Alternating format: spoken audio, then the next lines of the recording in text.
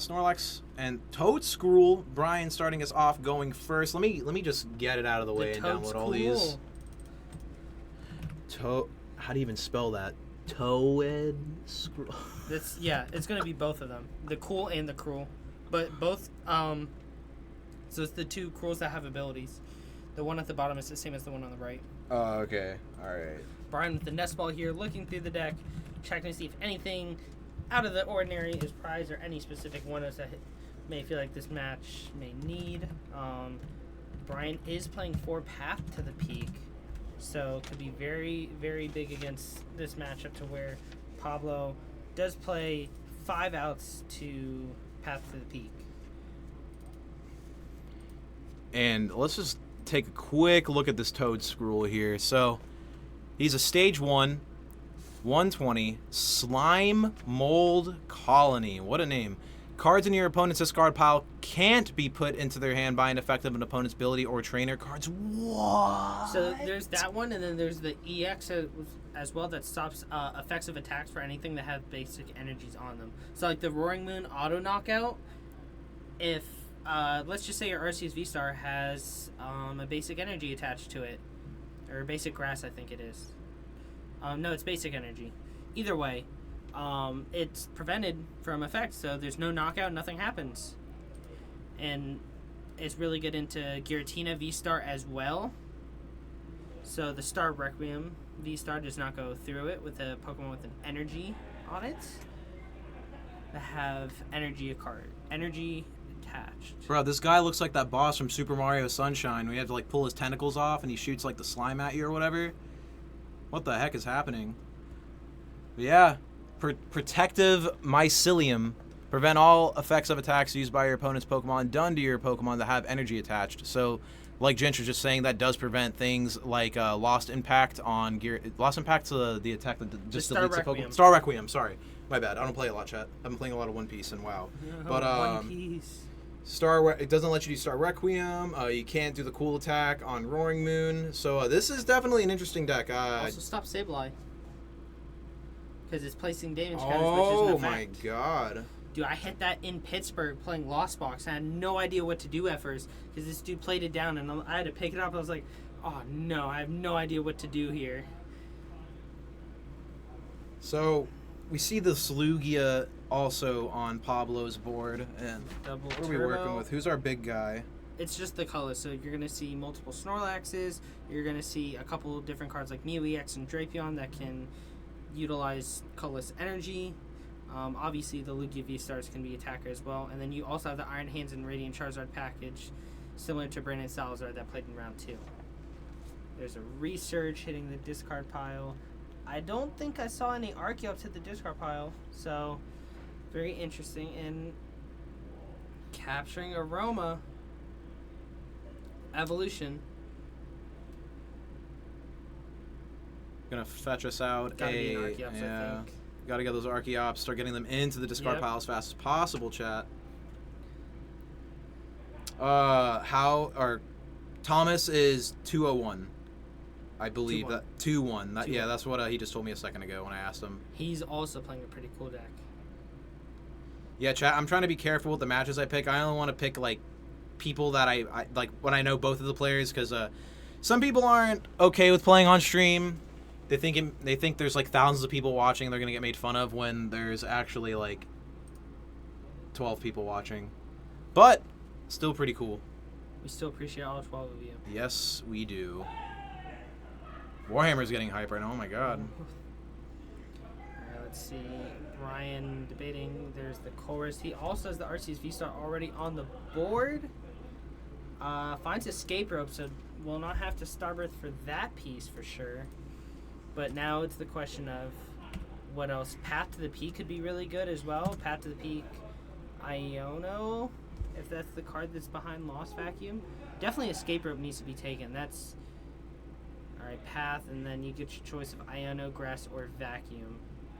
And debating on what may be needed here. Probably, if it was me, I'd probably choose Iono, but I'm not quite sure of what is prized. And it looks like Brian's going to go with the Grass and the Vacuum in the Lost Zone. we'll have to Starbirth for... Oh, pulling out the V-Star marker. Yeah, chat, sorry. I left all my dice at home. I was, like, trying to find it this morning, and my room is just completely destroyed now over dice. I can't believe it, so I'm just going to go buy some new ones. Heck yeah, dude. So, Starbirth, V-Star power, arguably one of the best V-Star powers ever. Just search for any 2 cards. And it'll be double turbo, probably plus another Arceus to start powering up. Potentially... Oh, yeah, chat. Coolest part about Starbirth, too, is you don't have to show your opponents the cards. So, most times, if the search is having you get something specific, you'll have to show it just to prove it. But Arceus says, just grab any cards. Any 2 smackies you want. Straight to your hand. I think Brian is debating on Barbarrel and Double Turbo, which is also a very solid choice in this scenario, because you can evolve to Barbarrel, play an Escape Rope to... Pablo has to push forward Lugia V, and then Brian will push forward the ArceusVSTAR, attach Double Turbo, play down the path, and then be able to draw with Industry Synthesizers. Ooh, and that super sick League promo Barbarrel coming down, too. I wonder if Brian's going to realize that he can play the Mesagoza to try and flip to see if he can get that Arceus V before playing down that path to the peak. Utilizing every opportunity on the board, even if it is your opponent's card, is still very strong. I see Counter Catcher. I see Ultra Ball. Alright, let's see. Ultra Ball probably going to go fetch the Arceus V. But we could have just gotten that for free off of Artisan, right? The Mesagoza is a flip. Or Mesagoza, rather, yeah. I'm not sure Brian realizes that he can use Mesagoza. He may realize before he plays down the path to the peak. But we will see how that goes. Yeah, chat, this ain't Yu-Gi-Oh! Your stadiums get to help both players. He went to go grab the path, and I think he debated if he needed to Mesagoza, but I'm not sure he wants anything. But another thing that could have happened is maybe could have thinned out the Spiritomb in case Pablo bumps the path to the peak and has to Luminion. Alright, there is a Trinity Nova for 180, searching for up to 3 basic energies. Attach them to your Pokemon V in any way you like. There's just 2 energy because he drew a bunch of them. So there's 2 on the bench Arceus V. It is now Pablo's turn, needing to find an out to that path to the peak. I see LugiaVSTAR in hand, and I see Luminion. I do not see an out to... There's no out to path to the peak in hand. This may... Pablo's going to have to retreat this LugiaVSTAR and hope on a top deck and hope that Brian does not respond with a boss's orders. Which Brian has a boss's orders already in hand as well. And here's a fire coming out from Pablo. Only getting 1 energy off of that Earthen Vessel. And Mike and I were pogging pretty hard about this card last round. Earthen Vessel is a very, very, very powerful card to come out of the Paradox Rift expansion. Not only do you get to discard a card so you can cycle something, you get to search it out for 2 basic energies. So it's basically just Professor's Letter but better. And now what's interesting is Pablo does rock the water energy to be able to use Aqua Return on Luminion to get it off the board as well in a matchup like Lost Box or Guardian. Save your boys. This has to be an attached retreat here. Or not attached, he already attached to the Snorlax. It's got to be a retreat to the Snorlax, I think. If you read the win, you're giving up your Lugia no matter what. If you retreat the Lugia, you give yourself a potential top deck if Brian does not have boss's orders.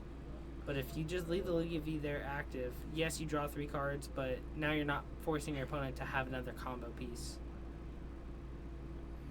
Yeah, you hate to see it right now, too. Pablo rocking a hard place. Path to the Peak is such an insanely strong card. There's the retreat. Brian eyeing up that boss's orders in hand already. Yep, there it is. V-Star. Pablo, I am so sorry, bro. Like, the last 4 times I put you on stream, something silly happens like this. I'm cursed, guys. I'm sorry. Yeah, I remember when his brother used to play a decent amount, too. See, there's the Spiritomb. Maybe I could have missed a Mesagoza at the beginning of the turn, but I'm pretty sure Brian did not use it on the last turn. There's boss and counter catcher in hand. That's yeah. He's like, nope. I feel you. Unfortunately, that research just nothing for the Iona or for the Path, which is surprising. Pablo playing 5 stadium bumps to Path and just not seeing a single one. He has Lost Vacuum and then 4 stadiums. Pablo, I'm so sorry, bro. I would have done the same thing. I would have just scooped it up and been like, you know what, bro? Well, we'll talk about it the next round. This just wasn't working out. What's interesting to note is they were both 201, so Pablo's still very much in the running for top 8, 3-1 or 4-1-1 because we're in 6 rounds. Should definitely get top 8. But yeah, I mean, that's the thing about challenges too, guys. They're brutal. You don't tie in these typically. If you tie, it's a really bad idea in my opinion. The idea of challenges is there's no top cut, so you want the highest record possible. So when it comes time for top 8, that you're in that, you want to be in the top 4 bracket because that's what gets you the most points.